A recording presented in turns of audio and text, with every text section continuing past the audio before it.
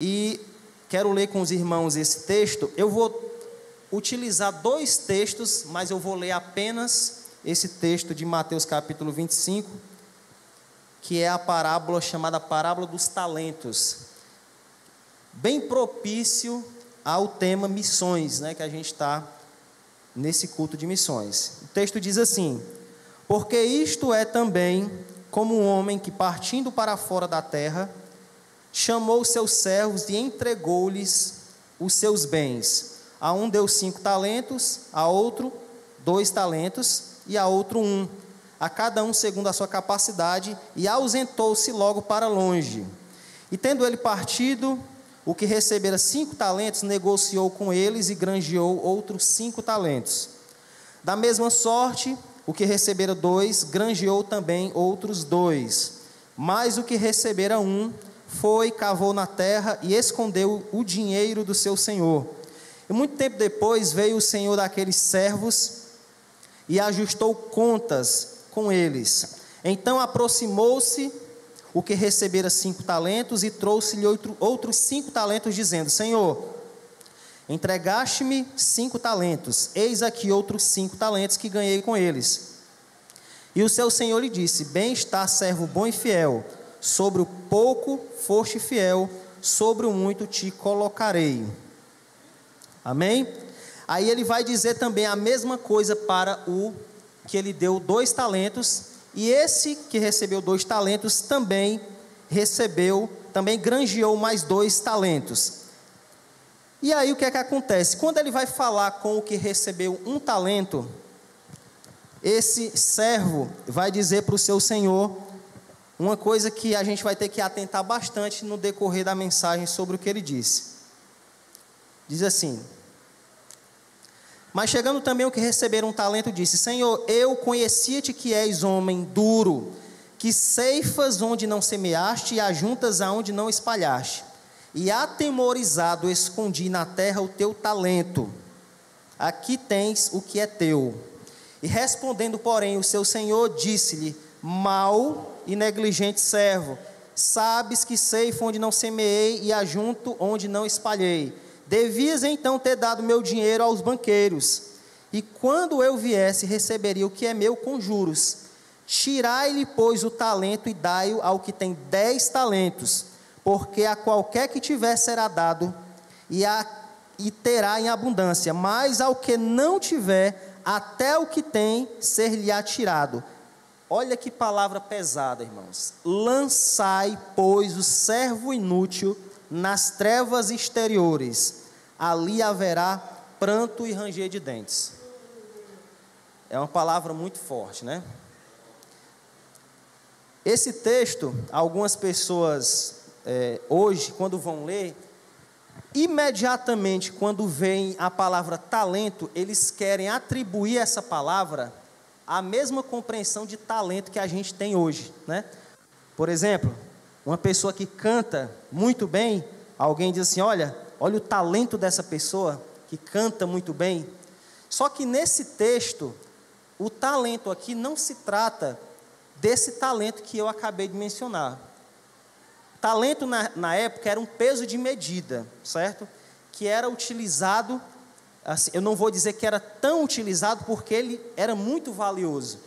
E quando o Senhor, ele fala essa parábola, ele fala ela num contexto muito sério, que era o contexto das coisas do fim. Anteriormente ele falou sobre a parábola das 10 virgens, né? Ele vai falar sobre parábolas que vão falar sobre a vinda do Senhor como um ladrão, e que as pessoas elas deveriam estar apercebidas quanto a esse evento, certo? Por que falar sobre esse assunto num culto de missão? Porque a parábola dos talentos, ela está querendo trazer justamente uma mensagem sobre a responsabilidade da igreja cristã, que sempre ela teve e sempre terá enquanto estiver na terra.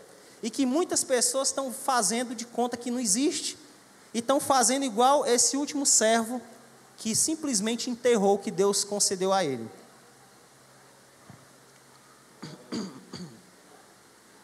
Se eu tossir um pouco, os irmãos me perdoem, tá? Minha garganta não está muito boa, não. A gente tem que levar em consideração, irmãos, que Deus ele não nos concede as coisas à toa. Se Ele concedeu um dom, uma dádiva sua para nós, algo de nós Ele quer. Parece uma coisa óbvia o que eu estou falando, mas infelizmente, quando você faz uma análise da sua própria vida, e eu faço da minha, existem coisas que a gente percebe que recebemos de Deus e a gente não está fazendo nada. A gente sabe que foi dado por Deus algo para nós e a gente simplesmente vai deixando as coisas acontecerem, empurrando a coisa com a barriga, como se diz, e a gente não vai fazendo o que Deus quer que a gente faça. Esse talento, que a gente vai pegar também essa palavra no contexto atual para falar, ele vai ser utilizado para quê? Para abençoar a nossa vida, para abençoar a igreja e para alcançar outras pessoas. O talento, ele tem uma função de fazer algo para Deus que vai beneficiar a própria pessoa, o lugar que você está e principalmente a igreja e as pessoas que estão afora sem conhecer o Senhor. No meu entender, ao ler essa parábola, eu percebo o seguinte, que o Senhor ele quer trazer esse talento como um meio de a igreja alcançar as almas. Essa é a principal missão da igreja na terra, não tem outra. Não existe outra missão. Eu sou igreja, eu tenho que adorar a Deus. Lógico, você tem que adorar a Deus. Mas a missão da igreja é a missão de Cristo. Qual foi a missão de Cristo? Dar a vida para salvar almas. Imagine se a igreja não faz o trabalho que Deus determinou para ela fazer. A morte de Cristo ia ser em vão. A gente ia ter que esperar a graça de Deus nos alcançar de alguma outra forma, porque nunca ia ter ninguém fazendo a obra para pregar, para que a gente fosse alcançado. Se um dia eu ouvi o evangelho, alguém usou o dom que Deus concedeu a ele para me alcançar, para pregar para mim, para trazer uma mensagem para mim. E essas parábolas que estão nesse contexto aqui, todas elas vão falar sobre não só a questão da vigilância, como a responsabilidade cristã. E a gente tem que todo dia pensar sobre isso. E a seriedade desse tema é tão grande que ele colocou logo no sermão escatológico, dentro desse contexto que ele está falando que vai surgir anteriormente, né? Antes desse texto que eu li, ele vai falar que vai surgir falsos mestres, falsos profetas, pessoas que se dirão Cristo, e que a gente não deve nem se importar com isso, porque a gente vai ver como um sinal que já está próximo do fim. E aí ele vai falar justamente que a gente tem que perceber o que ele tem para nós, o que ele nos concedeu e o que a gente tem que fazer. Esse talento eu não falei aqui, não detalhei ainda, uma curiosidade para a gente entender bem o peso do que Cristo está falando aqui. O talento era uma moeda que na época era como se fosse um pedaço de prata ou de ouro, certo? Pesava mais ou menos 35 quilos. Um talento equivalia a 6.000 dracmas ou 6.000 denários. Ou seja, um talento equivalia a 6.000 dias de trabalho de uma pessoa. 6.000 dias, certo? Aí eu quero fazer alusão a um texto que é o que eu disse que ia utilizar, mas não ia ler, que é a parábola do credor incompassivo. Quem lembra? Nessa parábola, a parábola diz que tinha um homem que devia 10.000 talentos ao seu senhor, certo? Irmãos, se um talento equivale a 6.000 dias de trabalho, 10.000 talentos equivalia a quantos dias de trabalho? Era uma dívida impagável, irmãos. 60 milhões de dias de trabalho, mais de 164 mil anos. Não tinha como pagar. E nessa parábola do credor incompassivo, o texto está querendo falar da dívida que nós tínhamos e que o Senhor, pela grande misericórdia que Ele tem, perdoou. Não é verdade? Ou seja, não existia e nem existe nada que eu e você possamos fazer para pagar o que Ele fez por nós. Ele está querendo dizer isso no texto. Quando Ele nos dá esse perdão dessa dívida, automaticamente Ele nos dá um talento, porque todo crente já recebe um talento. Agora me diga, quem de vocês tinha coragem de pegar um cidadão que estivesse devendo 10 mil para vocês, só um exemplo. Está devendo 10 mil, você já tentou de todo jeito receber o dinheiro. Aí você diz assim, ó, eu vou perdoar os 10 mil que você está me devendo, vou dar mais 1.000 para você trabalhar aí para mim, fazer um serviço para mim. Quem é que ia ter coragem? Porque, além de Deus perdoar uma dívida impagável, Ele concede um talento, um dom dele para nós. Aqui a gente vê a graça. Numa parábola, Ele está falando do grande perdão de Deus em relação a nós, e na outra parábola, Ele está falando do serviço que Ele requer agora de nós, quando a gente recebe esse dom. E aí a gente tem que começar a colocar isso na cabeça, irmão, senão a gente vai viver a vida cristã inteira, fazendo o que a gente quer, e o que a gente quer geralmente é só cavar, enterrar, botar areia em cima e não fazer nada. Porque todo mundo gosta de não fazer nada. Em todas as épocas, isso não foi diferente. Quando não é preguiça, é medo.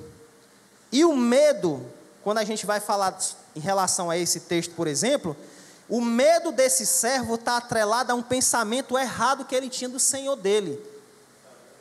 Ele tinha medo do seu Senhor, ou seja, você recebe de Deus algo e diz, eu não vou fazer porque eu sei como Deus é, e eu não posso fazer mal feito não, senão Ele vai me castigar e vai me lançar no inferno. Então veja que esse mau e negligente servo, ele tinha uma compreensão de Deus equivocada também. Recebeu o dom de Deus, enterrou o dom de Deus, né? Naquela época, as pessoas acham que essa questão financeira de investimento é uma coisa nova, não é. Existia banqueiros mesmo na época que faziam essa troca de dinheiro. Eles valorizavam muito isso, existiam muitas negociações, e no texto aqui, fala como se esse servo tivesse que pegar, entregar para o banqueiro, né? Para o banqueiro poder fazer render aquilo que Deus tinha concedido a ele. O que é que a gente pode trazer para hoje? Tem gente que recebe uma oportunidade de fazer um trabalho na igreja, por exemplo, e ele quer receber, mas ele não quer fazer do jeito que deve fazer. Ele impede que outras pessoas que querem fazer a obra, que querem colocar o negócio para andar, para ficar consigo mesmo, porque eles querem muito mais o status de ter do que o de fazer. Então, quando Deus disse que Ele poderia ter dado ao banqueiro, trazendo para o nosso contexto, é o cristão que tem consciência de que ele nada faz, e que o fato de ele não fazer nada, ele tem que, nesse caso, abrir mão e passar para quem quer fazer. Que isso é um problema que nós estamos enfrentando hoje nas igrejas. Pessoas que querem ter o talento para si, para dizer que tem. Porque quem tem talento, para outras pessoas que não discernem bem, é bonito. Só em ele ter.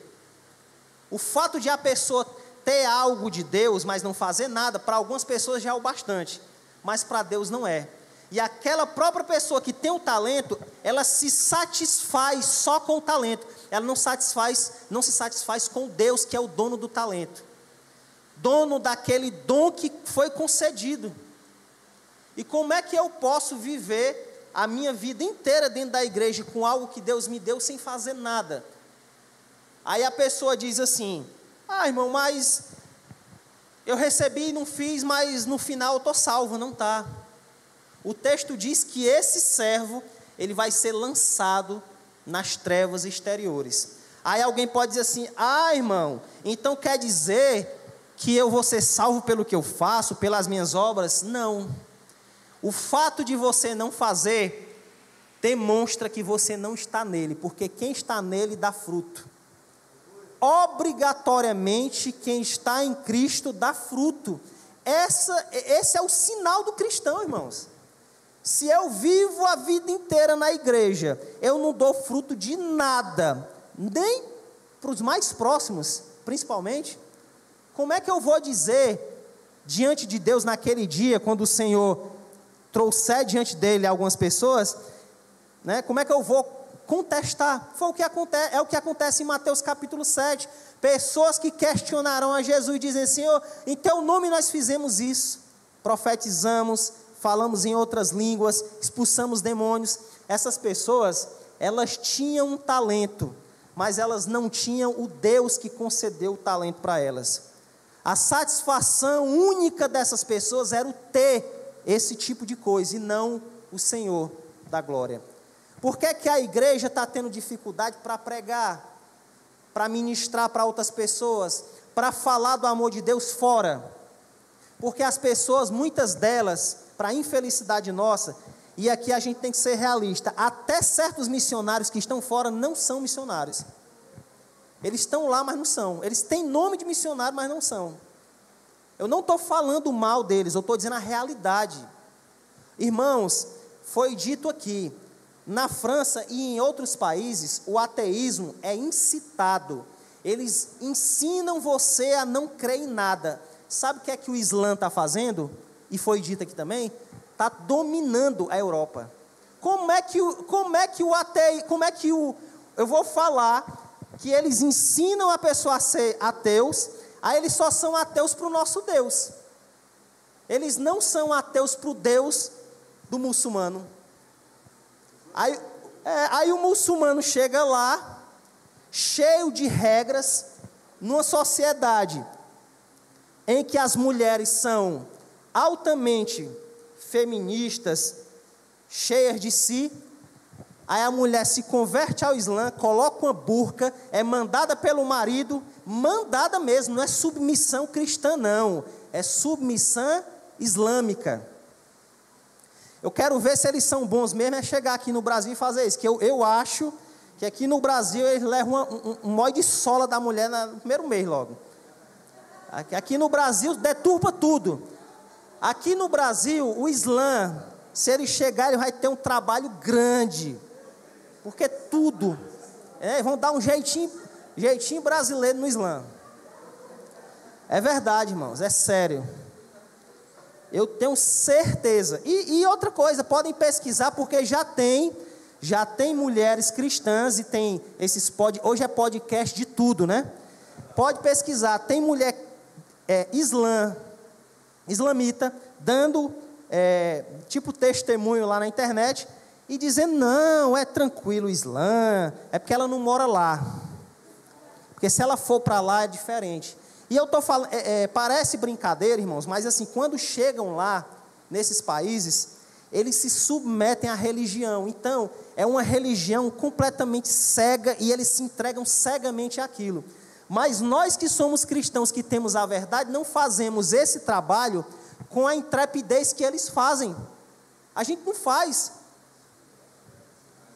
Olha, coisas que as pessoas dizem que são banais, mas não são. Por exemplo, eu não vou ser contra uma mulher dizer assim, eu não quero ter filho, por exemplo, né? Mas no Islã a mulher tem que ter filho, e é muito. Porque os filhos, eles vão ser os canais que propagarão a fé deles futuramente. Estão fazendo isso. Eles lá não têm esse negócio de casar com uma mulher, e vocês sabem, cada mulher que eles casam, cada uma tem no mínimo 5 meninos. Então é 50 filhos para um homem. Tudo doutrinado na fé islâmica, pregando, e se ele for daqueles xiitas, ele se mata em nome de Alá. Aí sabe o que é que acontece? Aí chega na igreja o filho do cristão lá, o culto todinho ele está jogando videogame, ele não sabe nem orar, ele não entende nada da fé. Por quê? Porque nós somos negligentes. A gente recebe o dom de Deus e não faz esse dom crescer para Deus. Às vezes o dom que Deus nos concedeu foi de sermos pai e mãe dos nossos filhos e fazer esse dom prosperar no nosso filho e na nossa filha, para que eles sejam depois os canais de bênção para outras pessoas. Imagine você, a irmã ou o irmão que pregou para o Jim Swaggart, que foi um pregador no passado muito conhecido, e para outros pregadores. Uma pessoa foi usada por Deus para salvar muitas almas. E a gente pode fazer com que o dom que Deus nos concedeu gere na nossa família, nas pessoas próximas de nós, um fruto que vai alcançar outras pessoas lá na frente. Às vezes é um irmão que diz assim, Senhor, eu nunca fiz nada para ti, eu nunca ganhei uma alma, eu nunca consegui alcançar ninguém para o teu reino, mas um certo dia Deus deu a graça e aquela pessoa pregou para alguém, aquele alguém se converteu, esse alguém que se converteu pregou para os seus e outros se converteram, e aí assim foi virando, e mais pessoas conhecendo a Jesus por causa dessa pessoa. Mas aquele irmão ou aquela irmã que tinha dito: Senhor, eu nunca consegui nada, mas um talento que ele conseguiu de Deus, fazendo essa analogia aqui, foi feito um trabalho em cima disso e obteve-se muitos frutos. Prestem atenção, no texto fala que 2 dos que receberam talentos, um recebeu 5, outro recebeu 2. Na hora que eles receberam, o Senhor se ausentou, não disse nada. O que é que eles fizeram? Eles já foram logo negociar, ou seja, não precisou nem o Senhor desses servos dizer assim: olha, eu vou dar esse talento aqui para você, e você vai ter que fazer esse dinheiro render. Não precisou. Eles já tiveram a iniciativa e compreenderam que não podiam ficar com aquilo para si. Eles entenderam que tinham que colocar aqueles talentos para girar, para que aumentassem, e quando o Senhor voltasse, eles apresentassem àquele Senhor. Certo? Então, o que é que a gente pode tirar disso? Não espere Deus ser assim sempre direto com o que Ele quer, porque a palavra já diz. Tem gente que espera Deus falar para tudo, quando tem coisa que já é óbvia. Você vê que recebeu um dom de Deus, e você quer que Deus diga assim: você vai estar à frente de uma igreja, na rua tal, CEP tal, número tal. A pessoa quer que Deus seja assim. E muitas vezes a gente não atenta para a questão de que Deus quer que você comece a fazer, que vai chegar uma hora que o propósito de Deus vai se cumprir na sua vida, e quando Ele voltar e pedir de você o que Ele lhe deu, você vai apresentar frutos maiores, e você vai receber de Deus um elogio: bom e fiel servo. Irmãos, imagine você trabalhando numa empresa, e você arduamente faz seu trabalho, e chega o presidente da empresa.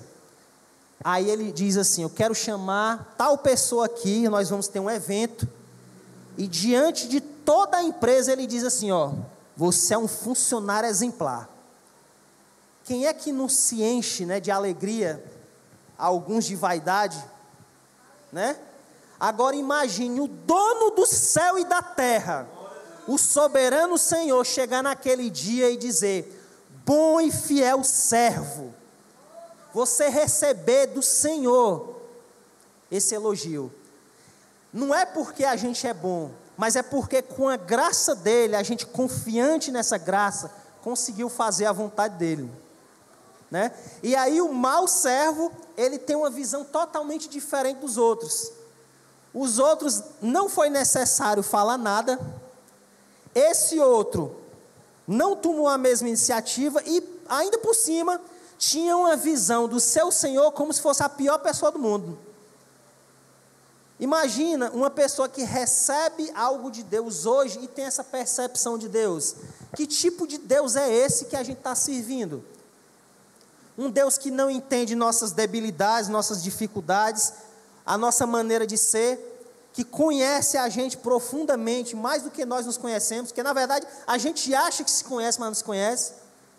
Aí como é que a gente vai dizer que Deus é mau? Porque esse texto aqui, ele está fazendo uma relação, não é só uma parábola, ele está fazendo uma relação com tipos de pessoas. E esse aqui, esse servo, é aquele tipo de crente que olha para Deus e vê Deus como um perverso. Quando na verdade Deus, ele é o nosso auxílio, socorro presente na angústia. Ele é aquele que quando a gente está cansado, ele nos leva nos braços para a gente estar com Ele e conseguir fazer.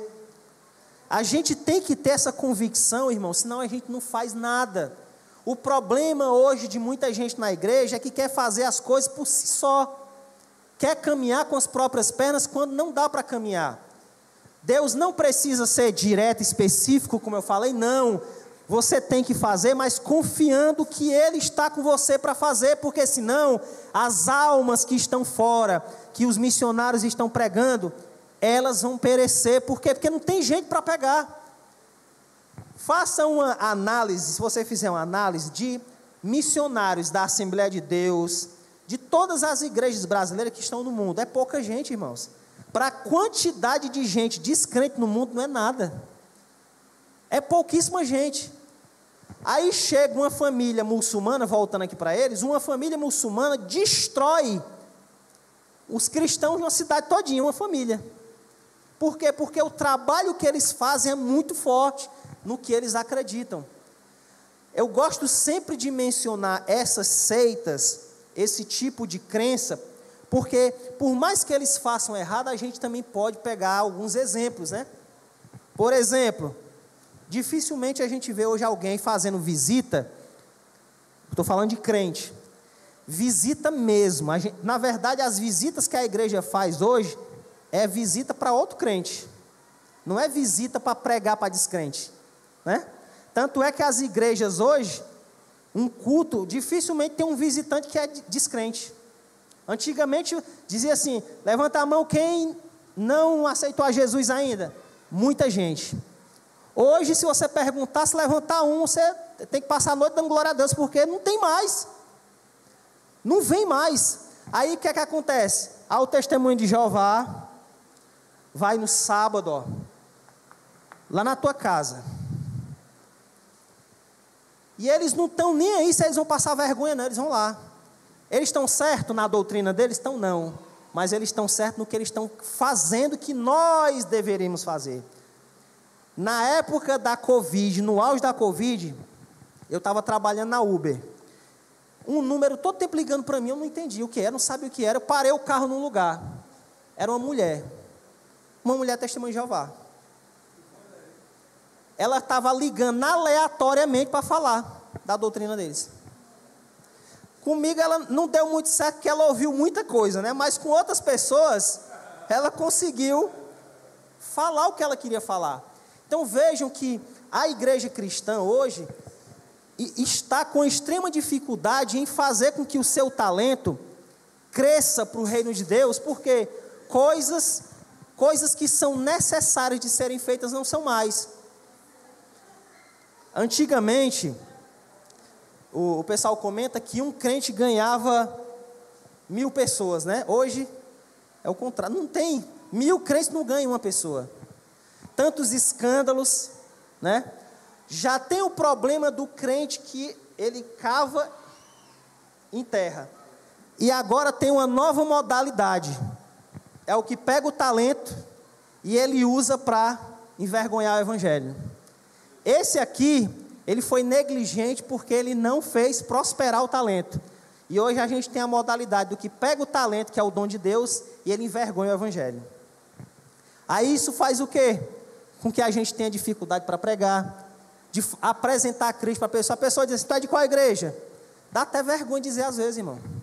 Porque nós somos de uma igreja séria. O Templo Central, a Assembleia do Templo Central é uma igreja séria. Mas a Assembleia de Deus no Brasil, ela tem muitas ramificações. E essas ramificações, tem gente de todo jeito fazendo todo tipo de coisa. E está tudo na internet hoje. Aí você vai pregar para alguém e diz, não, eu vou para uma igreja dessa que tem lá uns irmãos que parecem uns macumbeiros, tem gente que fala. Eu vou para uma igreja dessa que tem lá irmãos efeminados e falam. Eu já trabalhei em ambiente assim, irmãos, que quando você ia falar de Jesus para as pessoas, era uma resistência nesse sentido, não era de não querer Jesus. Eu vou fazer o que na tua igreja, irmão? Eu falando com seriedade do evangelho para a pessoa dizia, eu vou fazer o que na igreja, irmão? Pastor roubando tudo aí, tu não viu a matéria tal não? E aí, irmãos? A gente não pode desanimar com isso. A gente tem que pregar porque é como a irmã disse, a obra é feita pelo Espírito, ele convence o mundo, ele que convence. Se eu for querer fazer esse meu talento prosperar, entendendo que vai ser a minha maneira de falar, bela, com palavras persuasivas, eu não alcanço. Agora, se eu tiver no meu coração um intento real de alcançar aquela alma, quando eu falar pelo Espírito, ele vai tocar. Nem que seja uma coisa simples, às vezes você está sentindo a presença de Deus assim tão forte em você, que você chega numa pessoa e você diz uma coisa simples: olha, Deus tem um propósito muito grande para salvar você. Só isso você fala, e a pessoa sente aquele impacto. Esses dias eu vi um vídeo em outro país. Era uma comerciante, ela estava aqui no balcão e chegou um ladrão. Quando o ladrão chegou, na hora que o ladrão chegou, pedindo todo o dinheiro, ela começou a pregar para ele. Ela começou a dizer para ele que Deus queria salvar a vida dele, começou a falar. Na hora ele murchou, baixou a arma, agradecendo a ela, agradecendo, e quando foi sair, agradeceu pelo que ela tinha dito para ele. Vejam o poder que existe na palavra de Deus. Agora, quando eu sou um servo que realmente quero guardar para mim, colocar aquele dom debaixo do braço, cavar, enterrá-lo ou usar de uma outra forma, eu não só prejudico a minha própria vida, prejudico a igreja e prejudico o reino de Deus como um todo. É um alerta que eu entendo da parte de Deus para a minha vida e para a vida da igreja. Eu não vou falar mais para não passar daquilo que Deus me deu. Na verdade, eu escrevi tanta coisa que poderia ser dita, mas sempre quando a gente está pregando, a gente não fala. A gente sempre acaba falando o que Deus direciona. O importante é saber que o Senhor quer que nós façamos os seus dons crescerem para Ele, não para nós. A gente tem que sempre estar com aquela palavra de João Batista nos lábios: que eu diminua e Ele cresça, que Ele apareça. E como diz aquela canção, e eu me constranja, sabendo que eu nada sou. Amém? Que eu agradeço a oportunidade no nome de Jesus. Glória a Deus. Louvado seja o nome do Senhor. E essa é a palavra de Deus para os nossos corações.